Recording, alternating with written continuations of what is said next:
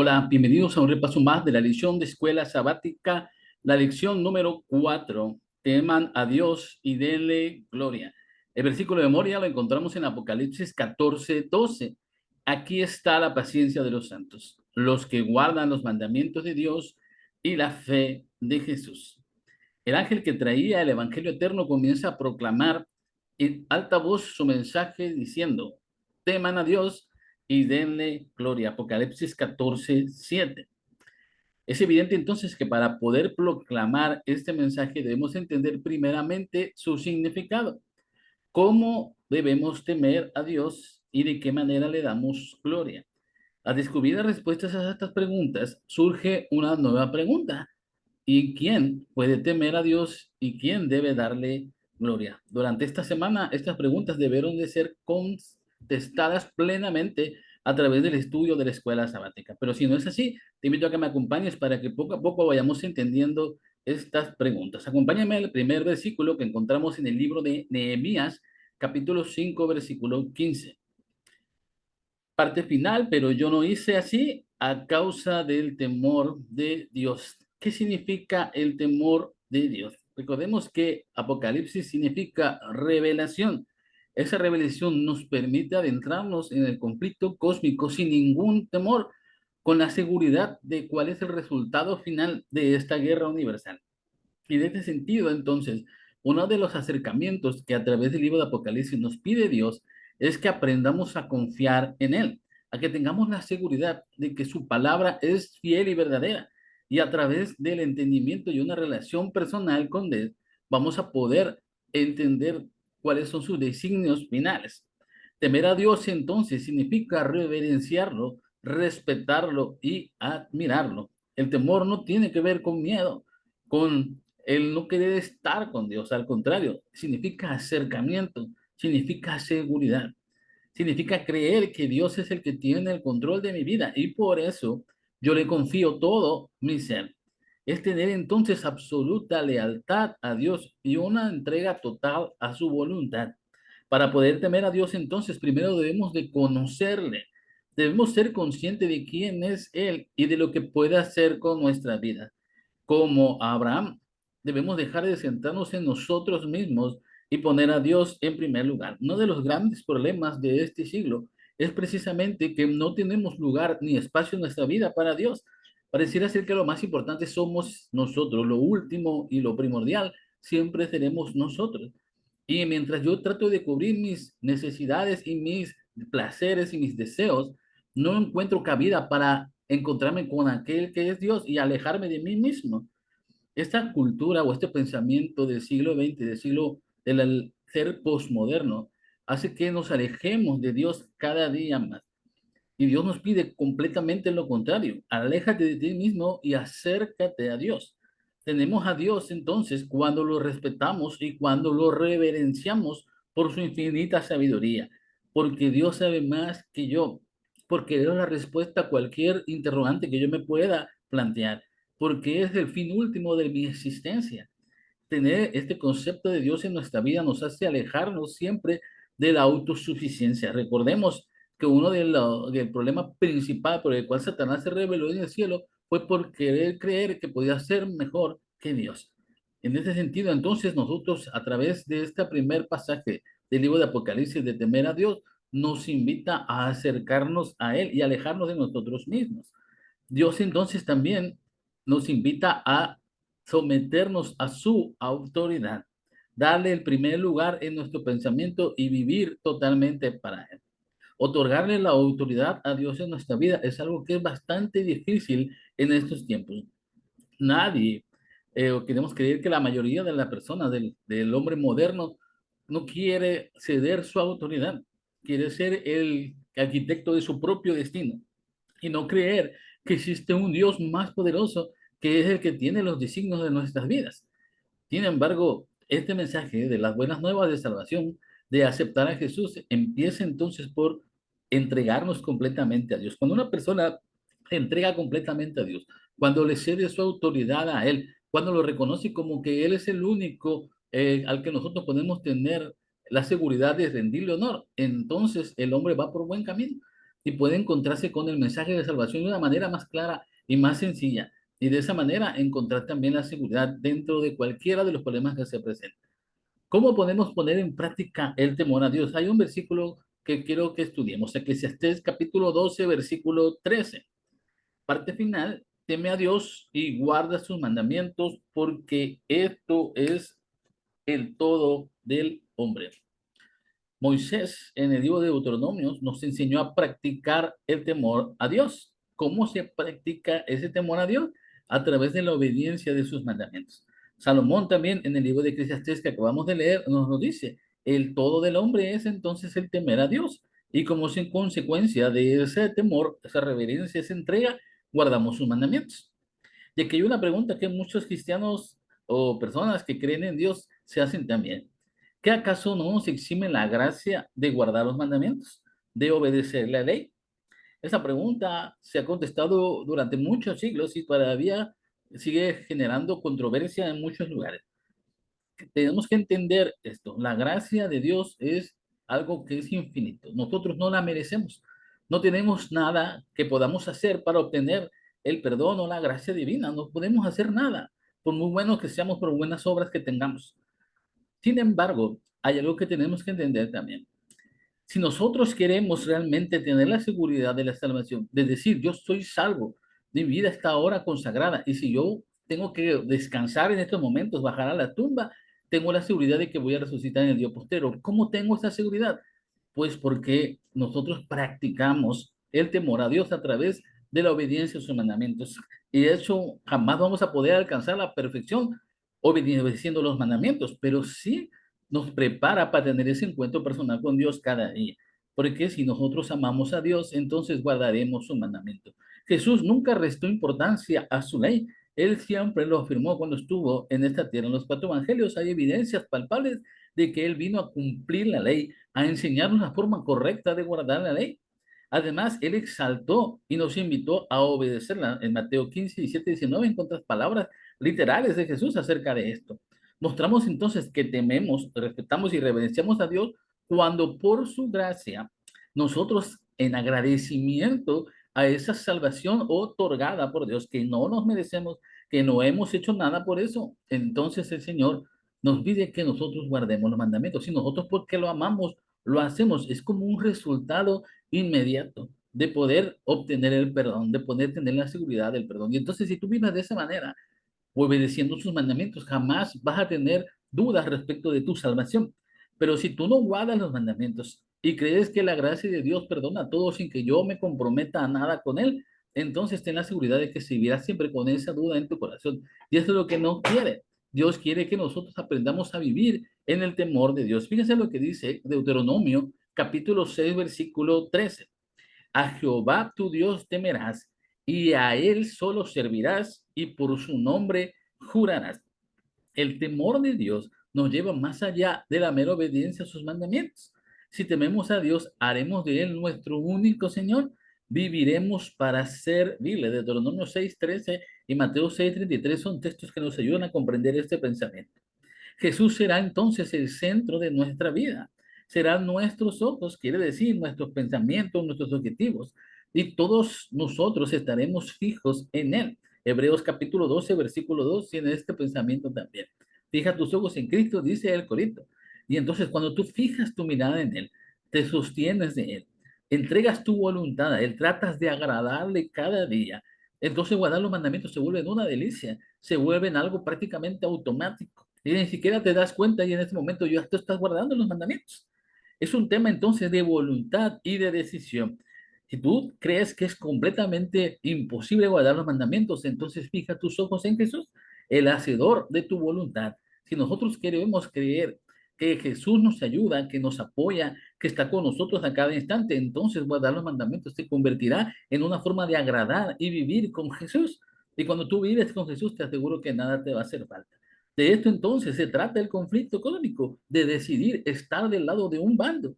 Y el bando correcto es el bando que Jesús nos invita a estar con él.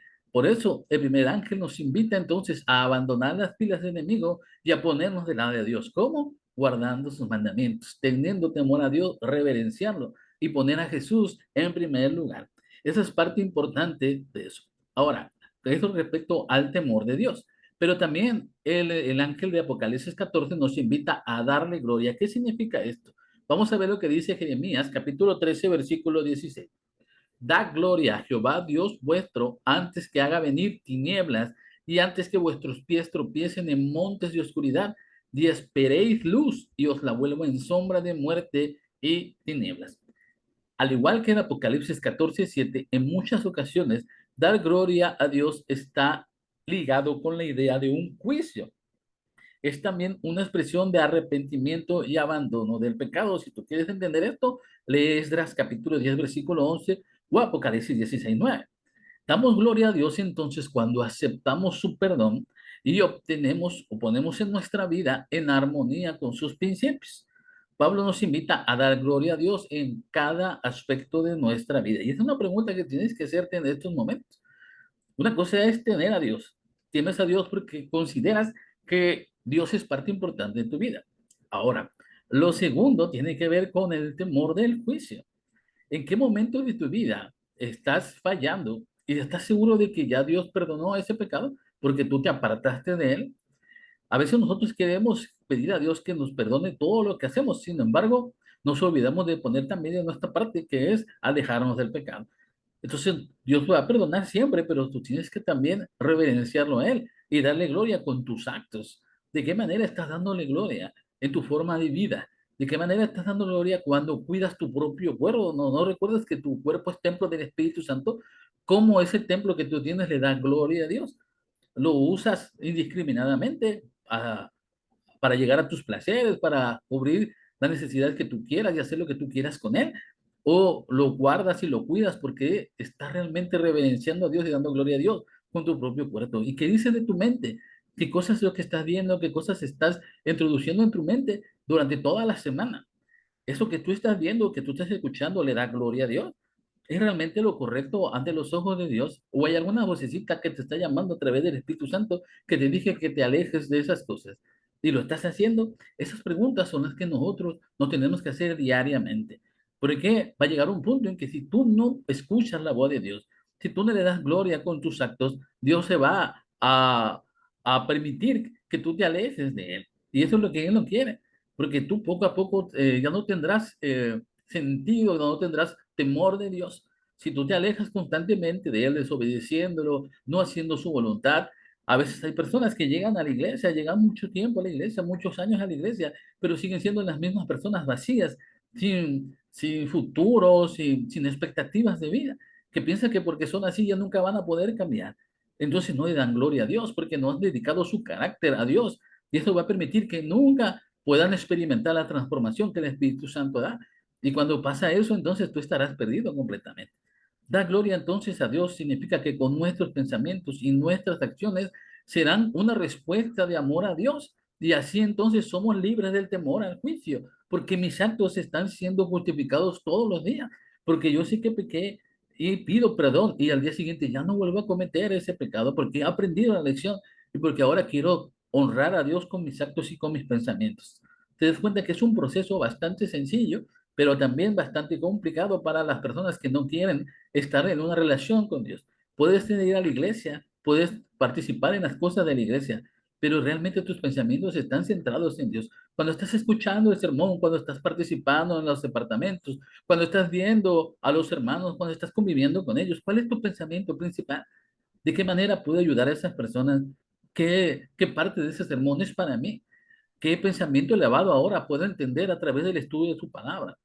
¿O estás pensando que el hermano está mintiendo, que el hermano es pecador, que el pastor está diciendo mentiras, que se equivocó en un punto y que eres el único que puede tener la verdad? Y entonces juzgas y señalas a los demás. ¿Tú crees que ese es un pensamiento que da gloria a Dios? ¿Te das cuenta de qué manera nosotros podemos realmente crecer espiritualmente? Tenemos que someternos completamente a la voluntad de Dios y hacer que su voluntad sea mi voluntad. Y entonces jamás vamos a poder fallar en ese sentido. Entonces la pregunta final, ¿quién puede temer a Dios y darle gloria? Y vemos entonces cuáles son los vencedores y son plenamente identificados en el mismo libro de Apocalipsis capítulo 14. Acompaña Apocalipsis 14 y 12.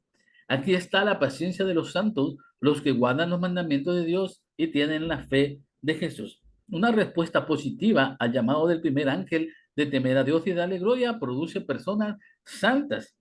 Creo que santas no quiere decir que sean 100% buenas, ¿de acuerdo? No, no pienses que tú tienes algún mérito para considerarte santo, no. Santificados somos por la gracia de Dios. Los santos se distinguen porque guardan los mandamientos de Dios y la fe o la fidelidad a Jesús. Tienen una relación intensa de armonía con la voluntad de Jesús en su vida. Han puesto su mirada fija en Cristo y entonces nada los aparta de ahí.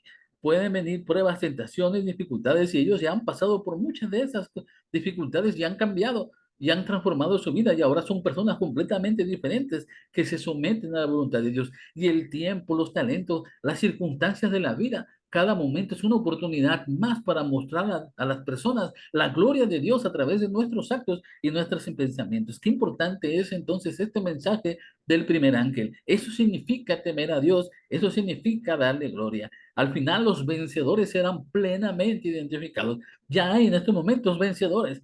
Todos aquellos que creyeron y murieron en Cristo, aquellas personas que fueron justificadas por gracia, aquellas personas que entregaron su vida a Dios, aquellos que no temieron perder su propia vida por seguir a Dios, son, se cuentan dentro de los vencedores. Ellos confiaron en Dios, ellos guardaron sus mandamientos, ellos se acercaron a Jesús y no temieron por su propia vida, sino que quisieron honrar a Dios con ella misma. Entonces ellos son vencedores. La pregunta es, ¿tú también quieres ser vencedor? Apocalipsis entonces remarca que las glorias futuras están reservadas para los vencedores. Esto no es legalismo, esto no es una necesidad imperante de que tú únicamente para poder salvarte tienes que guardar los mandamientos y la fe de Jesús. Esto no es algo que tú puedas hacer por ti mismo, es una transformación que produce la relación de amor que tienes con Dios. Si tú amas a Dios, entonces guardar los mandamientos y fijar tus ojos en Jesús será algo muy, muy sencillo. Pero si tú no amas a Dios, esto sí para ti será legalismo y puedes criticar mucho a la iglesia que predica este mensaje y puedes decir muchas cosas de él, pero entonces tienes que examinarte a ti mismo. ¿Qué sentido tiene llamarte cristiano si no quieres someterte a Cristo? ¿Qué sentido tiene llamarte seguidor de Cristo o que estás bajo la gracia de Dios si tu vida refleja una vida de desorden, una vida de problemas, un carácter irrisorio que no cambia en absolutamente nada, a pesar de tener 20, 30 años en la iglesia? Entonces tú no eres seguidor de Cristo, eres un cristiano hipócrita y así te llamarás para siempre y te hundirás en el pecado. Pero si tú quieres realmente someterte a Dios, hay una gran expectativa para tu vida. Quiero dejarte con este pensamiento final del deseo de todas las gentes, página 621. Toda verdadera obediencia proviene del corazón. La de Cristo procedía del corazón. Y si nosotros consentimos, se identificará de tal manera con nuestros pensamientos y fines. Amoldará de tal manera nuestro corazón y mente en conformidad con su voluntad, que cuando le obedezcamos estaremos tan solo ejecutando nuestros propios impulsos. La voluntad refinada y santificada hallará su más alto deleite en servirle. Cuando conozcamos a Dios, como es nuestro privilegio conocerle, nuestra vida será una vida de continua obediencia. Si apreciamos el carácter de Cristo y tenemos comunión con Dios, el pecado llegará a sernos odioso. De esa manera, el ser humano puede ser transformado por Cristo. Ya no consentimos más el pecado, ya nos sentimos, nos sentimos mal al saber que el pecado está a nuestro alrededor. Queremos deshacernos de esos malos hábitos, queremos cambiar y luchamos cada día porque el Señor nos transforme. Esa vida de transformación, esa vida de lucha es la que se está señalada para aquellos que son llamados vencedores en el libro de Apocalipsis. Nosotros sabemos que Apocalipsis son buenas nuevas, que Apocalipsis son buenas noticias. Acércate confiadamente a este estudio. Sigue creyendo que el Señor tiene la respuesta a cualquier dificultad que tú tengas y asegúrate sobre todo de guardar los mandamientos y tener la fe de Jesús. La próxima semana nos adentraremos más profundamente en el mensaje de Apocalipsis 14, pero en estos momentos el ángel te dice, teme a Dios y dale gloria porque la hora de su juicio ha llegado. Que el Señor te bendiga y que tengas un muy feliz sábado.